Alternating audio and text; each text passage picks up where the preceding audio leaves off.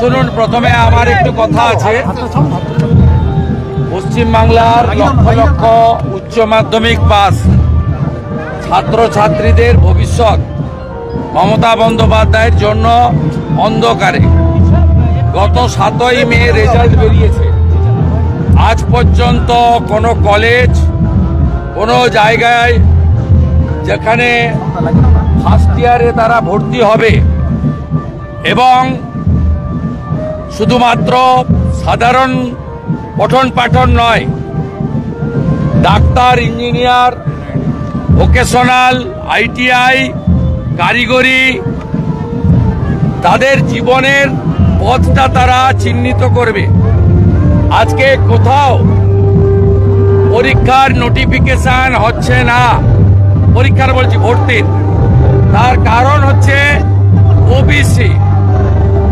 OBC রিজার্ভেশনের জন্য 111টা কমিউনিটিকে মমতা বন্দ্যোপাধ্যায় বেআইনিভাবে OBC করেছেন, তার মধ্যে 107টা মুসলিম জনগোষ্ঠী।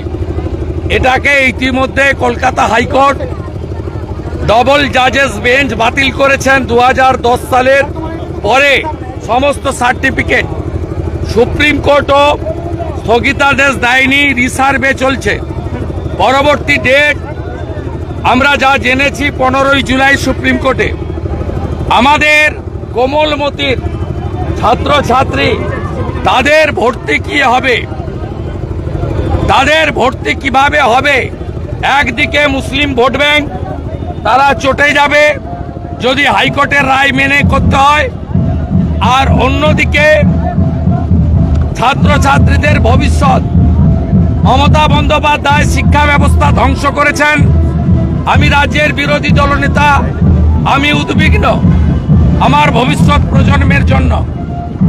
আমি অবিলম্বে রাজ্যের শিক্ষা দপ্তর, উচ্চ শিক্ষা দপ্তরকে এই বিষয়ে 24 ঘন্টার মধ্যে তাদের সুচিন্তিত সিদ্ধান্ত জানিয়ে কলেজগুলোতে ভর্তির বিজ্ঞপ্তি এবং ফর্ম বিতরণ বা অনলাইন যেভাবেই হোক চালু করার দাবি করছে।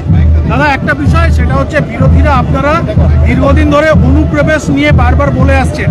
মুখ্যমন্ত্রী আজকে বিএসএফকে কাঠগড়া এলাকা তুলেছেন, আজকে বলছেন যে ক্যাম্পের জন্য জমি দিতে টাল বানানো হয়েছে, কিন্তু আজ তিনি নিজেই বললেন যে পুলিশেরও দায়িত্ব আছে, অর্থাৎ রাজ্যেরও দায়ী আছে। তাহলে এতদিন উনি উল্টো বলে আসছেন কার সাথে? উনি আজকে যা করেছেন ভোটের রাজনীতির কথা বলেছেন। তিনি বলছেন ভুটান থেকে জল এসে উত্তরবঙ্গে বন্যা হয়, আসাম থেকে লোক এসে সার্ভে করছে, তথ্য সংগ্রহ করছে, আর বিহার, ঝাড়খণ্ড থেকে লোক এসে এখানে আইন শৃঙ্খলার অবনতি করছে। উনি একটা ধোয়া তুলসী পাতা। উনার রাজীব কুমার, তিনি গ্রেট, আন্তর্জাতিক খ্যাতিসম্পন্ন পুলিশ ডিজি। উনার যে চিফ সেক্রেটারি আছে, তার মতো উচ্চমানের আমলা আর ভারতবর্ষে নেই, এই কথা তিনি বুঝাতে চেয়েছেন। তিনি এর আগে মশা যখন ডেঙ্গু হয়েছিল বলেন বাংলাদেশের মশা বসিরহাটা বনগায় ঢুকে গেছে। আজকে বলেছেন ভুটানের জল। দাদা, ভোটার তালিকায় ঘরমিল নিয়ে এতদিন আপনারা সরব হয়ে আসছেন। মুখ্যমন্ত্রী বলছে সরষের মধ্যে ভূত আছে, কিন্তু আপনারা তো বলছেন যে এই সরষের মালিক এবং সরকার, এটা তো তৃণমূলেরই সরকার। কোথায় এই মামলা যায় দেখবেন, শুধু ডিস্ট্রিক্ট ম্যানেজার নয়, মধুসূদন মন্ডল কাকদ্বীপের SDOর মতো গোটা রাজ্যে 100 জনের বেশি BDO আর SDO যারা ARO এবং ERO ধরা পড়বে। আমরা এই মামলাটাকে কত দূর নিয়ে যাই, কি করি, শুধু দেখতে থাকুন। অরুণ গোড়াই এই ভোটার তালিকায় হিন্দু বাদ দেওয়ার যে চক্রান্ত, তার হিমশৈলের চূড়া মাত্র। এই জন্যই তো ভাইপো 7 লাখ ভোটে 2 নম্বরই করে যেতে। দাদা, মুর্শিদাবাদের দাঙ্গা নিয়ে সিট তার রিপোর্টে বলেছে যে ঘটনার সময় পুরোপুরি পুলিশ নিষ্ক্রিয় ছিল, এমনকি তারা আক্রান্তদের কোনো পর্যন্ত ধরেনি। সিট বলছে আক্রান্তদের কোনো ধরেনি পুলিশ। লাজ লজ্জা থাকলে পুলিশ মন্ত্রীর পদত্যাগ করা উচিত। পুলিশ ফোন ধরেনি। আমরা যা বলি, আজকে হাইকোর্ট নিযুক্ত সিট সেই কথা বলছে, পরিষ্কার বলেছে মেহবুব আলম টিএমসি কাউন্সিলর পরিষ্কার বলেছে এমএলএ দাঙ্গা লাগিয়ে এলাকা ছেড়েছেন। পরিষ্কার তৃণমূল কংগ্রেস স্পন্সর্ড এবং অর্গানাইজ হিন্দু কিলিং দেশের মধ্যে 47-এর পরে প্রথম হিন্দু পলায়ন মানুষ দেখেছে এবং বেছে বেছে হিন্দুদেরকেও আক্রান্ত করা হয়েছে, টার্গেট করা হয়েছে। এটা তো প্রমাণিত বলা হয়েছে। হিন্দু পলায়ন 16% হিন্দু থাকে, হিন্দু শূন্য করতে চায়। তাই এই হিন্দু বিরোধী সরকার, এদের বিরুদ্ধে আমাদের লড়াই চলছে। এবং আপনারা শুনলে অবাক হবেন, আমার এক্স হ্যান্ডেল দেখে নেবেন একটু পরে। মুখ্যমন্ত্রী বাগডোগরা যাবে বলে সিভিল ড্রেসে জিন্স আর টি শার্ট পরিয়ে, সুধাকর বলে যে কমিশনার, পুলিশ দিয়ে বিজেপির পতাকা ব্যানার তো খুলেছেই, আমি দেখে এসেছি, সোমবার নিজে গেছিলাম, আজকে ধ্বজ খুলিয়েছে। মমতা ব্যানার্জি এবং তার পুলিশ কমপ্লিটলি হিন্দু বিরোধী। এই জন্য তো বলছি হিন্দু হিন্দু ভাই ভাই। হিন্দু যদি বাংলায় বাঁচতে চাও, বিভেদ ভুলে এক হও এবং মমতা আর তার সরকারকে তাড়াও, নইলে হিন্দু শূন্য হয়ে যাবে বাংলায়। মমতা ব্যানার্জি প্রশাসনিক সভা থেকে বলছেন যে খেয়াল রাখবেন জঙ্গি যেন না ঢোকে, অসম থেকে ইধার উধার থেকে লোক আসছে, ডিটেল নিয়ে যাচ্ছে, কেউ ডিটেল দেবে না। এটা কি ডিটেল দেবে না মানে জঙ্গিদের প্রোটেকশন দিতে চাইছে। হরিহরপাড়া মুর্শিদাবাদে 7 শেখ, তাকে ধরেছে আসাম এসটিএফ। উনি কি বলতে চাইছেন আসাম এসটিএফ এর এখানে আসা উচিত হয়নি? তাহলে 7 শেখ থাকতো। 3 বার ঘাসের উপর জোড়া ফুলে ভোট দিয়েছে 7 শেখ। জাভেদ মুন্সি আরডিএক্স বানায়, কাশ্মীরের জঙ্গি, তাকে ধরেছে ক্যানিং থেকে কাশ্মীরের এসটিএফ। সে গোসাবা দিয়ে তৃণমূলের সাহায্যে বাংলাদেশে পালাতে চেয়েছিল, কাশ্মীর এসটিএফ ধরে নিয়ে গেছে। পশ্চিমবঙ্গে 540 কিলোমিটার এলাকায় বেড়া নেই, জমি দেয়নি মমতা ব্যানার্জি। তাই শুধু হিন্দু বিরোধী নয়, শুধু চুরি দুর্নীতি নয়, জঙ্গিদের হাব তৈরি হয়েছে এখানে। উনি কাকে তাড়াবেন? উনার এমএলএ মনিরুল ইসলাম ফারাক্কা নিষিদ্ধ সংগঠন পিএফআই এর প্যারেডে হাঁটে। উনি রাজ্যসভায় কাকে পাঠিয়েছিলেন? হাসান আহমেদ ইমরান, সিমির লোক। সিমি রাজ্যসভা, সিমি হচ্ছে ব্যান অর্গানাইজেশন। উনার মন্ত্রী সিদ্দিকুল্লাহ প্রকাশ্যে ইউনুসকে সাপোর্ট করেন, বলেন 15 মিনিটে কলকাতাকে টাইট করব। বিধানসভায় বলেন আপনারা 2 আমরা 2, আমরা 2 আমাদের 4। আপনার মন্ত্রী ফিরহাদ হাকিম বলেন আমি সৌভাগ্যবান যে আমি আমার ইসলাম ধর্মে জন্মেছি, দাওয়াতে ইসলাম দেন। 50% লোককে উর্দুতে কথা বলার আহ্বান করেন। পাকিস্তানের ডন পত্রিকার সাংবাদিককে নিয়ে গিয়ে ইকবালপুর মোমিনপুরে বলেন ইহা ভি এক মিনি পাকিস্তান হ্যায়। পুলিশের ভূমিকা নিয়েও মুখ্যমন্ত্রী আজকে প্রশ্ন তুলছেন। পুলিশের ওগুলো আপনারা লাইভ করে নেবেন। Image build up. গত 1 মাসে সিভিক আর পুলিশ মিলে 20 জায়গায় জনগণ ধরে দিয়েছে। কয়েকদিন আগে এক বীরাঙ্গনা কিভাবে সাহস নিয়ে মমতার পুলিশকে এক্সপোজ করেছে সবাই দেখেছে। পুলিশ এর জন্য ইমেজ ডিস্ট্রয় হচ্ছে, আপনারা লাইভ করছেন। আমি ভালো, পুলিশ খারাপ। আমি ভালো, পার্থকেষ্ট চোর। আমি ভালো, আমার ভাইপো কয়লা খায়। মমতা ব্যানার্জি আজকে বলছেন ভোট আসছে 8 মাস পরে, আবার ঝুলি নিয়ে বেরোবে হেলিকপ্টার নিয়ে, বলবে 294টায় আমি প্রার্থী।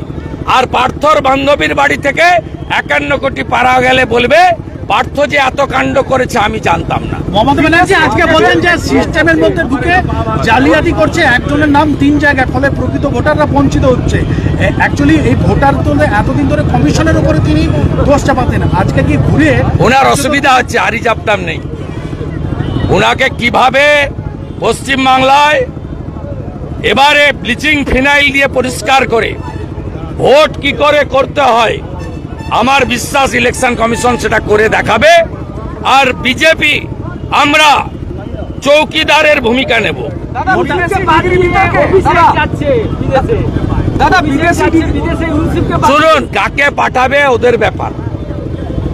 যাকে হাইকোর্ট সুপ্রিম কোর্ট থেকে বিদেশে যাওয়ার অনুমতি নিয়ে যেতে হয়, তিনি আর যাই হোক ভারতকে প্রতিনিধিত্ব করতে পারেন না।